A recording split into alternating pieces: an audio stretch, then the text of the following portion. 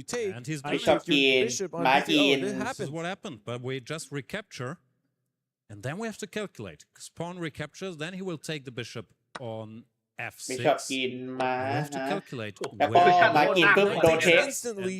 Knight g5, isn't this just winning? Wow, White has this with the absolute strike, bringing the second knight into the game with knight to g5 check.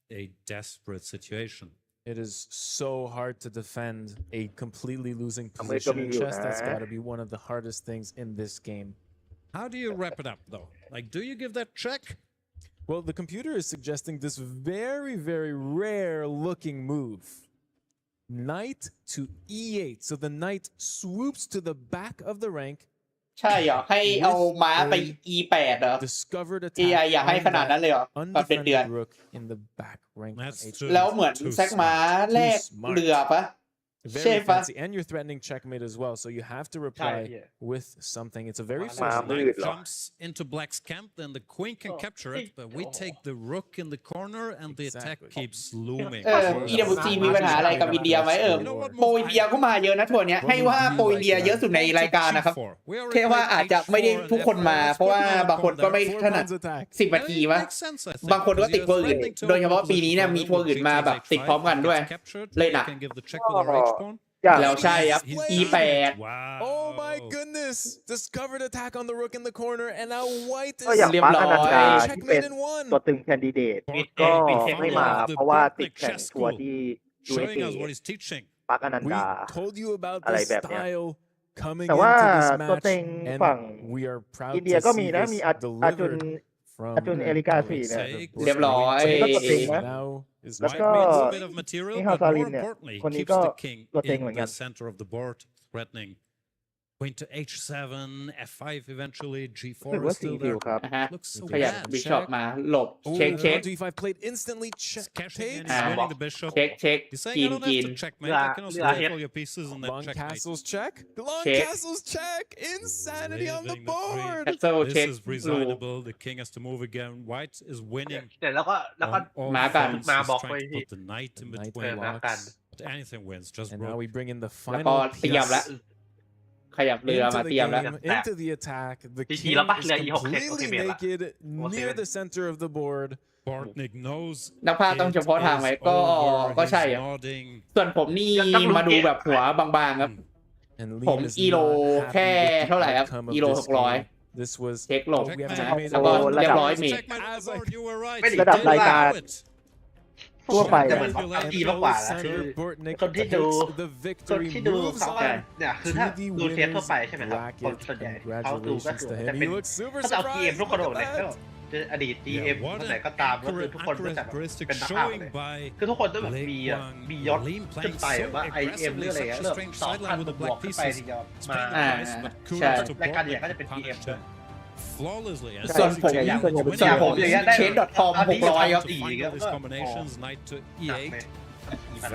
ไม่ไหวครับแต่เลผิดก็นี่บอกเลยว่าเขาไม่ลงปีที่แล้วเขาก็ไม่ลงนะแล้วก็คูเก้ไม่ถนัดเกมไวด้วยอะไรครับที่มาภาคด้วยกันเหรอครับมีแอดน้ำครับแอดน้ำแอดมินไทยแลนด์แฟนคลับแล้วก็เป็นน้องนนท์ครับแอดมินเพจหลังเขาแคสนะครับไปดูก็ได้นะในปักหมุดครับโอเคกลับไปช่องหลักเราอีกรอบนึงนี่ก็ตัวตึงอินเดียไม่มาอันนี้ยังเป็นรีเพย์อยู่เลยนะใช่ปะเพราะว่ามันจบเร็วแบบเร็วมากมันไม่มีอัลเมกาดอนไม่มีอะไรอันนี้เลยเป็นรีเพย์เราดูถ้าตามเวลาคู่ต่อไปมันต้องกี่โมงนะ1 ทุ่มปะ1 ทุ่มครึ่งน่าจะมีพักประมาณ30 นาทีตรงนี้เ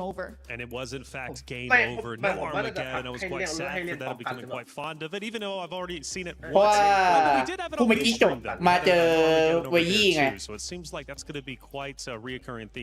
มันสายบนก่อนนะทุ่มครึ่งเราค่อยไปดูสายล่าง2:40ประมาณนั้นมีแต่โนเนมแข่งก็แย่แล้วแต่ละคนก็มีชื่อทั้งนั้นแหละครับเป็นแกรนด์มาสเตอร์กันหมดปะในทัวร์เนี่ยระดับนี้ก็ GM ทั้งหมดแล้วครับพวก2006 2007ขึ้นหมดแล้วครับต้องพูดว่าตรงนี้แต่จะไม่ถึงกับโนเนมก็ได้ครับถ้าไม่ได้ดูเชฟหลักไม่ถึงโนเนมคือถ้าดูเชฟเป็นหลักทุกคนตรงนี้ก็มีชื่อหมดแล้วแต่ถ้าสมมติว่าคุณไม่ได้ดูเชฟคุณบอกว่าเช่นไหนแม็กนัทครับไหนที่คารูครับอย่างนั้นนะครับอันนั้นก็จะว่าเราเข้าใจได้ครับเพราะว่ามันยังไม่ถึงสเต็ปแอดน้ำแฟนคลับหรือคุณอัลติเมทก็แย่แหละครับนะครับลองเชียร์เลยครับว่าแอดน้ำเทียร์ใครทัวร์เนี่ย He might be an active guy for sure. Stream update Bortnick does take the win, so he will be moving forward. So Wei Bortnick about to go down. Yeah, my fellow Charlatan, I'm not supposed to have a rooting interest, but I've played Blitz against Sasha Bortnick before, and I don't even get close against him. Like, he's that good. Now, I saw him out last night. He took offense when I called him a Blitz specialist.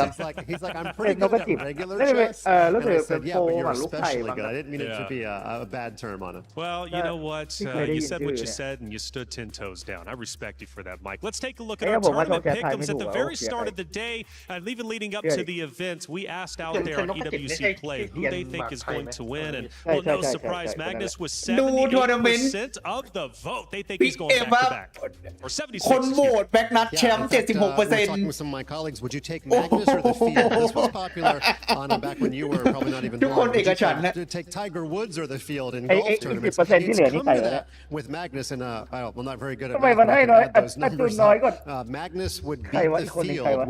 What would you say if I said Magnus versus the field? Would you have Magnus above 50% on that?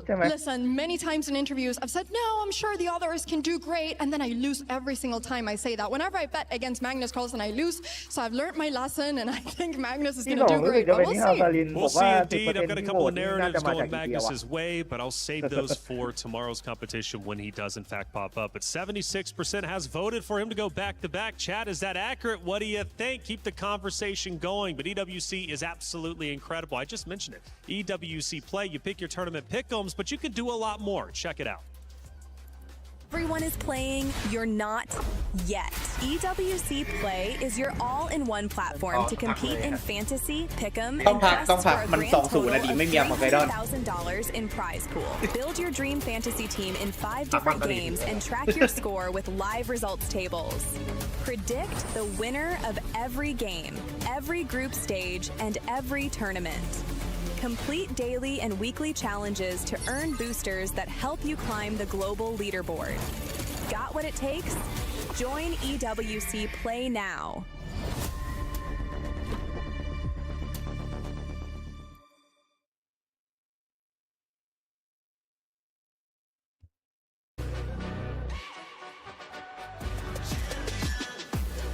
Chase speak itself เหรอแอดน้ำเชียร์ฮาร์ดีมาน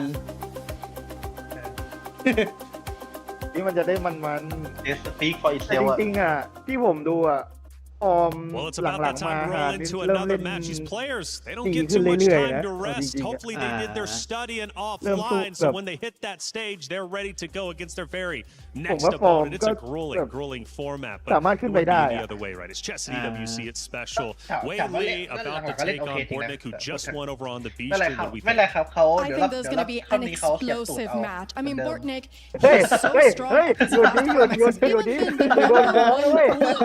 in the world.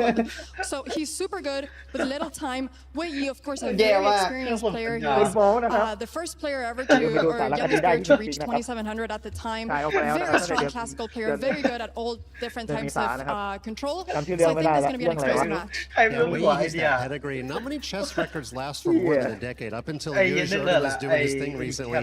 He held that record, youngest 2,700, for more than 10 years, which is a lifetime in today's modern era of young players getting good. So he's got the pedigree. But Bortnick, I don't want to call him a specialist, but he definitely increases his level as the time control shrinks down. So I think it's going to be a pretty good match, and Bortnick is riding this wave. In fact, what I'd like to see from him, because his Twitch stream helped get him here, I'd like to have him stream his games at night, a la Nakamura, right? Who is tireless in this effort. Streaming is important and impactful, especially when it comes to chess. He'll get a lot of practice in. The fact that his community did believe in him, though, that is such a special story, right? He wouldn't be here without his community. They're going to be keeping close eyes on his performance. อยากรู้ว่าเบสิก that he could be หมา the กลุก favorite รู้ประมาณ against ไหน Wei Yi, บ้าง because Wei Yi just จะได้ went อธิบาย 2-0. ได้ He ถูก just beat his ว่าแบบ rival that he's been beating for เราต้อ over ง a เริ่ม decade. He's ยั still งไงบ้าง showing incredible form. I mean, I would say that I still think that Wei Yi is the favorite, but Bortnick, anything can happen, right? So if Bortnick is feeling great, if he gets an unusual opening that maybe Wei Yi is not really prepared for, anything can happen, and it would be a big upset. So going into that unusual opening, we've seen it already in our second match, right? You're talking about throwing strategy out the window. Well, maybe not strategy, but at least like the traditional openings and moves. Is Wei Yi a bit more flexible, you think? I think that Wei Yi is very flexible. He's both very good tactically. He's also very good positionally, which of course all the players of his caliber have to be really good at both. But still, it's high stakes. Your opponent is playing something that's unusual. You feel the มัน nerves. We'll ผ see ม the ว่ามัน heart จะ rate ดูยาก monitor. นิดนึงเพราะว่าในเกมระดับสูงอ่ะมันจะไม่มีแบบว่า because he only got here due to a ไป stream. พลาดง่ายๆให้ He มัน was losing in his first game and was able to make a draw and then advance. So Things are happening in his favor, and don't forget, he's still getting invites to top-level events. Bortnick doesn't get those invites because his classical rating is lower. This tournament is much more of a meritocracy than a lot of them. He might try to take advantage of his opportunity, but I need to report that Sasha Bortnick did make one mistake. He forgot to get a plane ticket where you could change the return. So he's currently without ticket. You might as well stay for the whole thing if you don't have a ticket home. Might as well. It's actually a fun story. Week 1, we had a different game taking place on the stage, and from the LCQ, we had a competitor qualify. He only brought one shirt because he wasn't expecting to qualify through the LCQ. He only took time off for the LCQ as well. He ended up qualifying, had to go buy some more shirts, had to call his boss and say, hey, actually, ended up qualifying for this massive tournament. I need a little bit more time off. Maybe the same thing here, but you know what? His return might be after day number 5. Saturday is the finals after all. He's looking to go all the way. Absolutely, and I feel like when you have these sort of things with the shirts มัน and ก็เหมือน everything, อารมณ์เหมือน you just it feels คุณ like มองภาพใน magic สนาม and ร the บอะ world is on your ว่า side. And when you are feeling that feeling, things can go your way เป็นลบ and กันสอง magical ฝ่าย things อะ can happen. And maybe that's what's going to เรา happen พยา for ยาม Bortnick จะ today. Something magical will happen. กินพื้น I'm ที่ going to do something you can't do. I ดึง will ความ lend ได้ him a เปรียบ shirt for 5% หา of his พื้น winnings. ที่เล่น 5%? That ส่ง goes ตี to ฝั่งตรง him ข้าม here, อะไรแบบ you เนี้ย know. Okay, I'll probably take a little less. You're a but- businessman, right? You're good. มันเหมือน Yeah, ผมมองว่า I มัน know. เหมือน There's Armageddon bidding and there's แต่ข้อ bidding แท็ก for ติก my ในเคสอะ percentage. มันเหมือนมินิ So เกม Wei อะ Yi, youngest มินิเกมในโด grandmaster ตา is that แบบว่า correct? Youngest to เราจะทำยังไงให้เราได้เปรียบ He มาก had ขึ้น that record for จ more น than a นำไป decade. สู่ So ชัยชนะ how, ได้ how old are we talking here? What is the youngest? He was 15, I believe, when he No won way. that. อธิบายแบบนี้ได้ไหม But now the one that beat that record, he was less than 15, so he เบี้ย was เดินได้ 14, I think, รอบละช่อง 10 แต่ months ถ้า or สมมติว่า something like เบี้ยตัว this. นั้นไม่เคยเคลื่อน So เลย special เดินได้ because 2 ช่ you อง have to start at a young age, I guess, to beat. But คือ then เดินไป again, ข้างหน้า your อย่างเดียว mind นะครั is บเดินไป forming, ไม่ได้ man. You เดิน getting ไปข้างหน้า smarter every single แต่ว่า day, and he's learning เบี้ย strategies เวลา all เวลา the กิน way. ใช่ไหม Wei สมมติว่า Yi, such an มีตัว incredible ตรงอยู่ competitor ตร and ง about to take the stage ฝั่ง for his หน้า tournament ซ้าย life. ห Well, รือ it's ฝั่ง double หน้าขวา elimination. He'll have ก็ more สามารถกิน time, ได้ but เลย he's looking to go all the way. We had a chance to sit down with him for a อันนี้คือ special น่าเป็น interview. ตัว John, ที่ what did he have เข้า to ใจ say? ยากที่สุดแล้วนะครับในเบี้ยนะ Wei Yi, congratulations on winning your Well, first match. Bishop. First of all, Bishop we คือ have ตั to วที่ talk เดินไป about ทะแยง the อยู่นะครับ fantastic sacrifice in the second มี game. แค่เลย Bishop Talk ตัว us through that สี moment ดำ and ก็คื how อ you created that กระดาน opportunity. หมากรั้วครับมันจะมีสีขาวกับสีดำใช่ไหม takes h6 เพราะฉะนั้นมันจะมี with สีละตัว typical สีดำก็จะเดินได้แค่แนวทะแยงสีดำ Bishop สีขาว when ก็จะแบบ my เดิน opponent เดินได้แค่แนวทะแยงสีนั้น canceled shot, yeah, and yeah, that's also my idea after Queen C1. ม้า But okay, ม้า I mean, ม้าจะเดินเป็นรูปตัว L ก็คือ at first เดินไปข้างหน้า2 ช่อง I thought it's draw because he has แล้วก็ taken ซ้าย King ซ้าย F6, 1 ช่อง but then ขวา1 ช่อง I หรือ was ว่า happy to เดินไป find ข้างหน้า1 ช่องแล้ว rook takes ซ้าย2 e6 หรือขวา after 2 King F6. Then I realized it was a winning for white.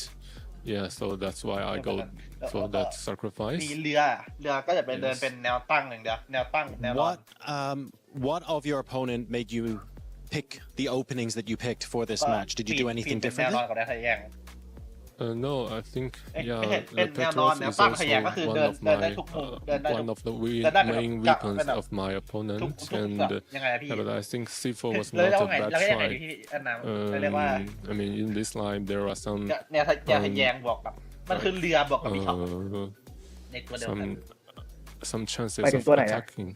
So that's Queen why I เหรอ decided to go ก็ the C4 line in Petrov. ก็8 ฮิตอะเดิน8 ฮิต Fantastic stuff. Well, congratulations. ระยะเท่าไหร่ก็ได้ and a winning start to you on stage. Well done. ให้ถ้าฮันจริงฮันอยู่ใช่ไหม Thanks, Caesar. ก็คือให้ฮันมาบอกฮันมาเปิดไอตัวชิปแบบว่าเชสตัดคอมไปแล้วก็บอกว่าเนี่ยนี่คือวิธีเดินของแต่ละตัวครับแต่ว่ามันไม่อยู่แล้วมันไม่มีรูปมันเอง เดี๋ยวมันจะเจอความชิบหายแบบพวกแคสเซิลกับแอนบาซอง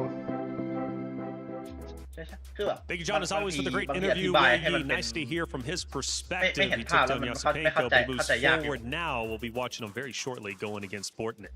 Yeah, we actually had a funny story about that sacrifice. One of the only 2 double X-Plan moves we've seen so far. Usually the sacrifice happens on H7, but it happened on H6. And Anna, the woman who was in your seat up until now, Nemo, coined a term. Want to explain what it is? Yeah, she called it the Cyprus gift because we always call it the Greek gift. If you sacrifice on H7, it's a famous one.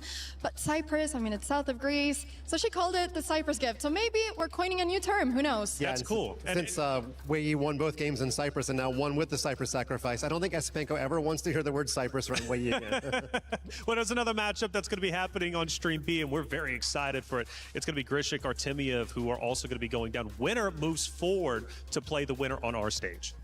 It's just absolutely incredible. I think this match is going to be really fun. We 960 have our เล่น Temiev ยังไง who we call the Ice 960 because he always keeps his cool. อันนี้มีคน And ตอ then บไป we ยัง have วะ Grishuk who is a time travel specialist. And I don't think I would call 960 him เล่นยังไง Ice. Maybe Fire, อันนี้น้อง maybe นนท์ตอบไปยัง something เมื่อ else. กี้ We'll ที่มีอยู่ see. But I do think that he's going to have a way higher heart rate than what our Temiev has in this match.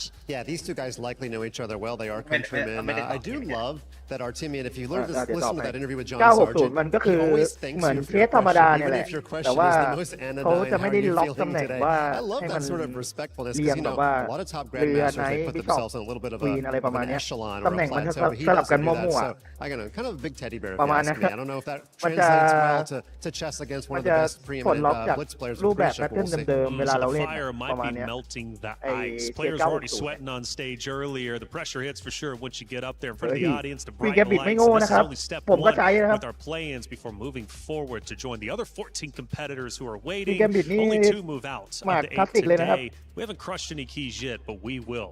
Trust me. 6 keys will be crushed. The hearts of the competitors will be ผม silenced. เคย And เอา that's ไป just the Esports World Cup. ผมเคยไป It's ล a อง brutal format. ลองแข่ง But กับ you know พว what? กเช็ค You มือ got ส to be มัคร the เล่น best ก็ to beat the best out there. ควีน Wei แกบิด Bortnick. ก็เป็น Wei's เป็น the โอเ n นนิ่ง favorite, ที่ at แบบ least from what I'm gathering from you two going into it. ไม่ Bortnick, สู้เขาอยู่เหมือ what นกัน does he need to do? What's the game plan to take down Wei Yi? If there has to be one, I know it's never, 2 games are never the same. Yeah, I believe that Bortnick probably has a lot of special openings that he plays. You know, this is very common in the online chess world. You've got your pet openings. I know Anna has hers, which she can name drop in just a moment. But you end up being able to surprise your opponent, even if the move is not objectively the best. I know this from personal experience. Sasha played a lot of pet openings against me the last time I was at his house playing some blitz. So I think that might be something that Bortnick might want to think about how he's going to employ.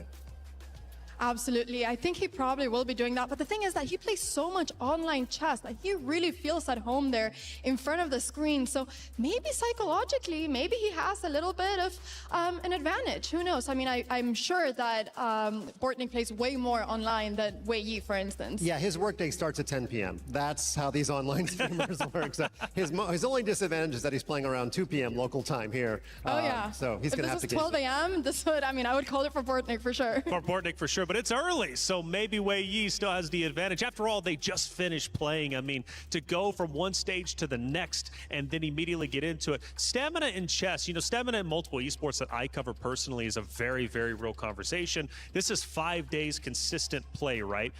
Today alone, right, you got matchup after matchup and matchup, especially if you drop down to the lower bracket, you're going to have even more matches compared to those who qualify directly from upper bracket. At what point do you start to feel the fatigue? I think you feel the fatigue very quickly because chess, there's always new decisions to be made. And with all the pressure here in the EWC, you just feel that fatigue from so much decision making. So the players are, of course, very experienced, but they're also humans. And I think we might see some mistakes because of that at some point. What's the reset? Like, how do you reset your mentality if you go down? Because we were talking about it with Nemo. Nemo was like, wow, you know, only 2 games. That's brutal because I guess you get a bit more time traditionally. Where do you find time to reset if you go down 1 game? I guess the big question is, do you study? Do you actual chess preparation? Or do you go to the players' lounge and, you know, play some table tennis or whatever, or just meditate for a little bit? I think it's a very personal decision. I've asked this question to a lot of players that play like the Chess.com Speed Chess Championship, where you're literally playing 3 hours of chess in a row. They only get seconds. So this is actually kind of a luxury compared to a lot of online events where they've got, let's say, 10 or 15 minutes to prep. So very personal decision. And unfortunately, we're not able to follow the players around. So we'll have to get John Sargent on the case on that one. Ooh, John Sargent, where you at? Go find those players out there. Just like we're finding the comments. I love pulling these up. I talked about it a little bit earlier. We've been paying attention to all the good and bad out there in chat. We see each and every one of you. How does Armageddon work? Great question. Already starting off. Does anybody want to bite the bullet and explain how our Armageddon rules takes place? I'll be happy to. So they only play 2 games of 10 plus 0. And if they're tied 1-1, whether it's a win and a loss or 2 draws, then they're each given a tablet, or actually it's just old school piece of paper. That's here. what it was. Different color markers though. And they have to bid a time 10 minutes or below. Both players will submit their times in secret. And then the player who gets the lesser bid, actually we say wins the Armageddon, and they get the unfortunate circumstance of having to play with that less amount of time. The other person is guaranteed 10 minutes no matter what they bid. And the person who had the less time also gets points. They get 2 disadvantages. They get less time. They get the disadvantage of having to make the second move to play black, but they get the very large advantage where a draw is the same thing as a win. So two small disadvantages, one large advantage. So a draw, though, is a big advantage, obviously, in this case, because we've been seeing quite a few draws throughout our event already. Absolutely, a draw is a big advantage. However, if you're playing too much for a draw, sometimes you just end up playing badly and you just end up losing the game. So it's also a very psychological thing. However, if you're playing with white, you're in a must-win position. You're probably going to play in a very aggressive way, but then you're also going to open up vulnerabilities for yourself, and that can also go the other way. So sometimes we see black winning because white just played way too much for the win. Oh, that makes total sense to me, because if you look at other esports that we end up watching at the Esports World Cup, it's the same thing where somebody is so close to winning, they just need to win one more game, that they start playing in a way that they're not necessarily accustomed to. Maybe they're an aggressive roster, they're pushing fights, right? In this case, you take yourself off your game as opposed to just playing the way that you know how to. So that's a great point she brings up. Yeah, and sometimes we've seen players bid exactly 10 minutes knowing that they're going to, quote, lose the bid, and they're just going to play white, but then they're already in the mindset of, I know I'm going to play white. Even before the bids are revealed, they've already got that mindset. And the funny thing is, it ends up being basically game theory. It's a perfect example of game theory. If you're playing Nakamura, who famously likes to play with a lot less time, and you think he's going to bid 7 minutes, well, you should bid 6:59, but then he's ห้อง going to B say, มันเริ่ม well, แล้วเหรอห้อง A ยังไม่เริ่ม ห้อง B เริ่มแล้ว โอเคจะได้สับไปดู อาทีมีกับกีชู Move your queen out of the way. อันนี้สายบนนะ Many สายบ routes น you could go, but not an obvious one. รัสเซียเจอรัสเซีย Grishuk takes his hand off the mouse. He's just in full thought here. หมากลุงต้องดูเป็นตี้ถึงสนุกครับได้ครับดูเป็นตี้ We saw in his first match that he is capable ให้ of getting แอนน้ flagged if he gets ำ too ช่วยหน่อยครับ low on ช่วยเป็น time. ตี้ให้ So ผม he ครับ needs ป้า to, at some point, start speeding it up. Also, I think one of the weaknesses he มัน has ไม่ได้ is เชียร์มันเหมือนแบบ too ดู interested เคาน์เตอร์แบบ in quote-unquote the มุ้ true งปังมุ้งปัง chess board. So if there's อะไรแบบนั้นนะ a problem he finds exciting that he มัน can เป็น figure เก out, ม he แบ will บ spend a lot of time, even if it doesn't help. มัน สอ บิ๊ ง ก ค่อน ปี ข้างเท นะ คนิคอลอ่ะ Yeah, whereas เออ our team have to มันต้องแบบหลายคนนะ Like เป็น he'll คนน้อย obviously ค try น to find the ยิงเยอะ best แต่ moves, but he ไฟ doesn't ลับ want หนึ่ to ง burn too much clock. แต่คนที่ ก็ จะดู ลอง ก็ เซตเทปหานั่น No, แหละ no, he will sit there behind a solid position and punish you แม็กนั if ท you พรุ่ง make นี้ a mistake, and if not, แม็กนัทนี่รอพรุ่งนี้เลยไม่รู้คู่ไหนด้วยคู่เปิดสนามหรือคู่สองคู่สาม his endgame skills. Rook 8 to d8. I'm expecting your idea here, just queen d2. Okay, there's 8. ไม่เป็นไรครับ He's going for direct ดู tension. แล้วไม่เข้าใจดูเรื่อยๆเดี๋ยวก็เข้าใจครับเหมือนคุณเล่นโดตาครับ Pawn to b4 แรกๆก็ไม่เข้าใจครับแล้วคุณโดนกระทืบสักประมาณ100 ชั่วโมงเดี๋ยวคุณก็เข้าใจครับนั่นแหละครับ Yeah, we should remind ผม the เล่นมา Same 3 way วันชั่วโมงผมก็ยังไม่เข้าใจ against each other in the last chance qualifier. Dota. Artemiev won that match in Armageddon, but it was very, very close. So most Armageddons are. But yeah, he's got to have, I would think, a bit of a psychological edge going into this one, just that he's won in this format before. ก็ได้เปรียบ Have an เรื่อง important เวลาอยู่ question. นะ Is it Armageddons? Armageddon? Is there only one Armageddon? ไม่ Because เยอะ then มาก it's นะ all over ประมาณ anyway. 2 นาที I don't think that word is built for plural. No? You know, my instinct is that it's just Armageddon, singular and plural. So there's a lot of Armageddon matches in today's and the rest of the tournament. There's Grishuk. He seems Doesn't seem happy because Yeah. he was drifting a little bit. Pawn to a5, then you move the rook to the center. I think this queen is slightly misplaced, but to move it again is admitting you did it wrong. And again, it looks like he's trying to remember something. Zero chance he's still in There's his... no memory bank here anymore. But, oh man, he's really going into the tank. He was hiding his face there. He's saying, Vladislav, baby, don't hurt me. Yeah, but I feel like his position's not that bad, but he senses that the tide is turning and that he, one wrong move and there we go. There's that Here we go. F5. ดันมา b4, not moving the BC. attacked knight, but counter-attacking. Wow. And quick It's from not Artemiev. Counter-Strike. So he was anticipating that move. He saw e5 coming. He read Grishuk and he had his response ready. And now if Black takes the knight on ก็ d4, ถ้ากิน White ไป will จะ actually เป็น take ม้าแรก the ม้า knight แล้วจะเป็น c5. ม้าแรก There's ควีน question ก็ of the bishop ไม่ใช่นะ on, b7 hanging ก็ behind กินแรกมั่วซั่วนี้ไม่ได้นะตรงนี้ Artemiev finally moved his eyes. His facial expression hasn't changed much, but I could see his eyes moving. He looked to the left, which I guess is the queen side. He's looking at the black queen. Now Grishuk, he's calculating with his eyes กี closed. ชุกนี่ใช้เวลาพอสม Sometimes ควรเลย people นะเนี่ do ย this, but คิดหนัก 3 minutes down, Jan. I'm not เลยบอกว่า loving ได้ this เปรียบเว clock ลานะ usage. แบบยิงเล่นยิงคิดหนัก And this is 10-0. We have to England explain here. very often in chess, in quote-unquote modern online chess, you play something like 10 plus 5, meaning you get 5 seconds for every move you made. And the players are sort of conditioned. I can spend some time, I'll get 5 seconds per move. แต่ This ตัว is นี้พูดถึ different. งตัว There's นี้ no มัน extra time. ไม่มี And อินคิเมน using too much here, ไม่มี like อินคิเมน Grishuk ถาม is ให้ doing, นะ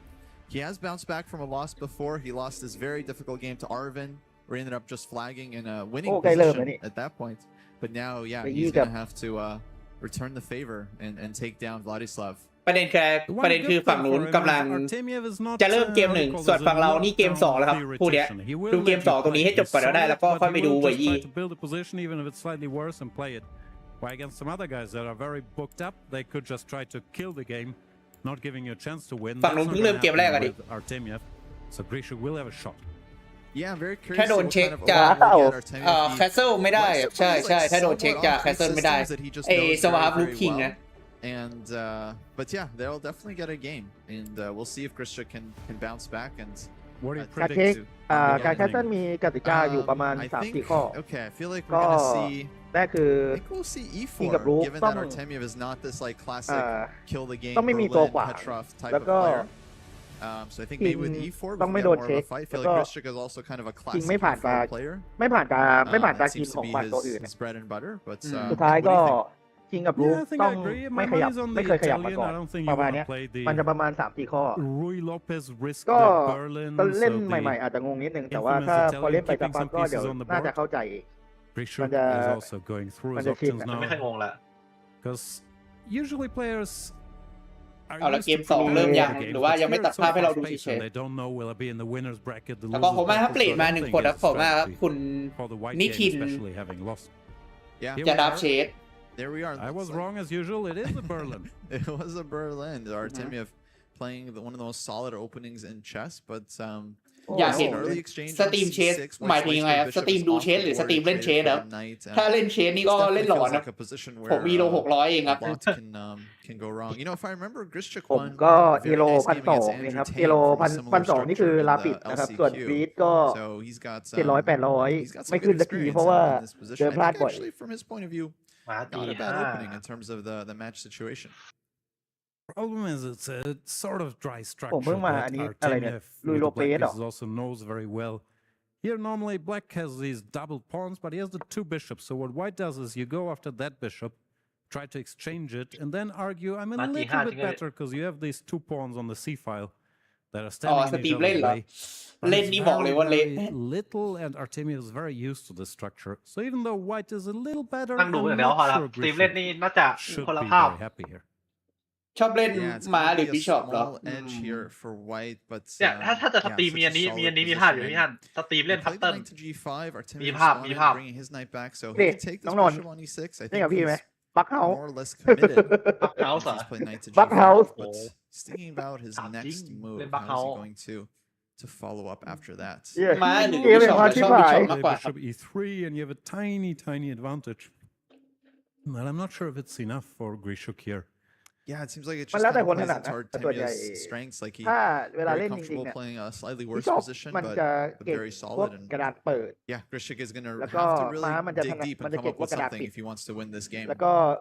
Artemiev is so good technically, you can't like outclass outplay him. You have to make it messy. You can maybe sometimes hit him in the opening. ส่วนใหญ่เวลาเราเล่นก็จะมันก็จะคอมโบด้วยกันแหละเล่นทั้งม้าทั้งบิชอปอะไรพวกเนี้ย I don't like Grishuk's chances.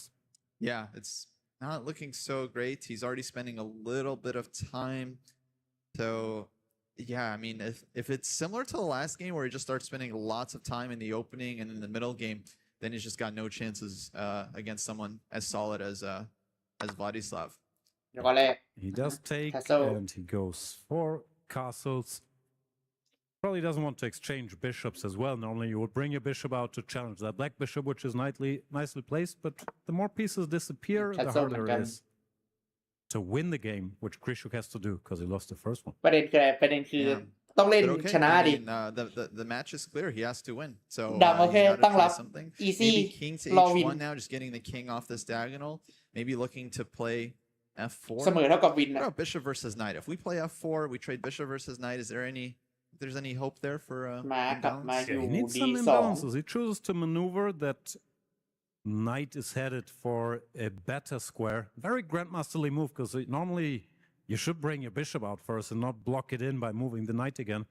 But he's arguing the position is so close I can improve that knight and keep the structure, but it's a don't try this at home situation. Yeah, it's one of the things I like about chess. You know, a move is only as good as the intention behind it. So when Grischuk plays a move like knight d2, I'm like, oh, that's deep. That's a nice move. If my student played knight d2, I'd be like, what are you doing? Your knight's developed. Get your pieces out, you idiot. Out. Yeah, exactly.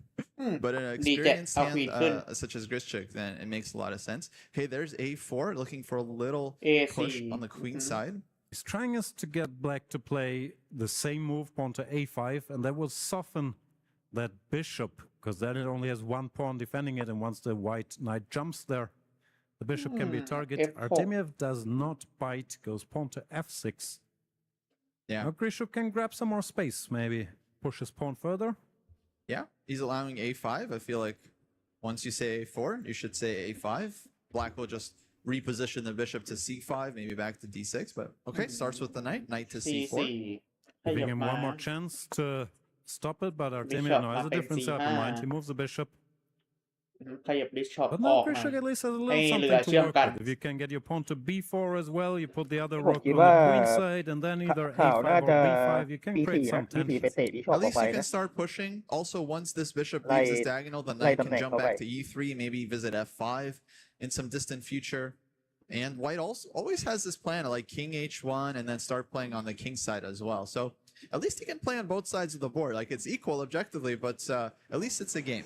Yeah, too many squares. The problem is if it's a and just as I was going to say, if it's a maneuvering game, I'm worried Grischuk will spend too much time maneuvering. But now Artemiev is saying, no, I also want to do stuff, and I don't like this move. This is weakening the black structure. Yeah. And I don't know where the knight goes. Maybe we keep jumping around to what's called a5 and then back to pronounce his weaknesses. I agree. Yeah, I feel like this is kind of playing into what white wants. Maybe it's okay for the computer, but practically, it feels like black's bishop starts to become a bit more difficult. And he just drops back knight e3. Yeah, also makes a lot of sense. Yeah. Now black takes on e3. Are we taking with the pawn, you think? Dominate that knight? I'm not sure, but I'd be comfortable even taking with the bishop, because when this pawn move, black might left so many holes on the queen side, so as long as this knight is not dominating, and it wouldn't be, I think white is just better. Knight d4 looks nice, but the queen just drops back, and we can always attack that knight with our pawn if we feel the need. Yeah, I mean c2 is defended, so maybe we even see just queen h5, but queen d1 also covers the b3 square, so I could see queen d1. Yeah, I just go back and keep an eye on both sides of the board. See if Grischuk is feeling more aggressive. Yeah, and then maybe b4 as well, c3, and just getting a lot of space. And there we go, queen to d1. ไม่ได้ออกไป H5 นะไปดักเชียร์ H5 มากกว่าออกไปข้างนอกแบบโล่งๆขยับเป็นเรือ D8 มารอต่อแทงตรงกลาง Then they changed it to a different format, 3 minutes plus 2 seconds per move. But yeah, just because he's down to 5 minutes doesn't mean he's in trouble yet. Yeah, no, we're about to see basically 5 minutes for each player in this kind of classic blitz time control. There's h3 making lift for the king, so he never gets back rank mated. And yeah, I'd say slightly more pleasant for white still. Yeah, a lot of subtleties to talk about here, which I'm not sure what rating our audience has, but h3 I don't like that much. I would rather put the other pawn, go g3, king g2, because then you keep f4 in reserve, while h3 it's going to be a little harder to mobilize that. But they're okay. g4 ข่าวเดินมาถามแล้วว่าจะเอายังไงจะแลกควีนไหม I think takes with the h pawn, and then he starts to maybe press a bit more on the king side. I could see Artemiev going for this endgame. Even though, personally, I'd feel a little bit uncomfortable there as black, because white just gets this like free play on both sides of the board, and still tons of pieces left to try and win. Just because it's an endgame doesn't mean there's no winning chances. Here's my big theory about flank pawns, because there's H and A pawn. เป็น B4 แทนถ้าอยากแลกก็เข้ามาแลกไกลๆจะได้ขยับเรือขึ้นมา D7 ด้วยถ้าอยากแลกอะ saying please take and I will take back ถ้าอยากแลกควีนก็กินเอาเอง even though white has double pawns, the H pawn becomes a G เดี๋ยวหลบมาเอาไม่ได้เอาควีนขึ้นไปแล้วก็แบบให้เขาเรียกว่าหลบ even though you get double pawns,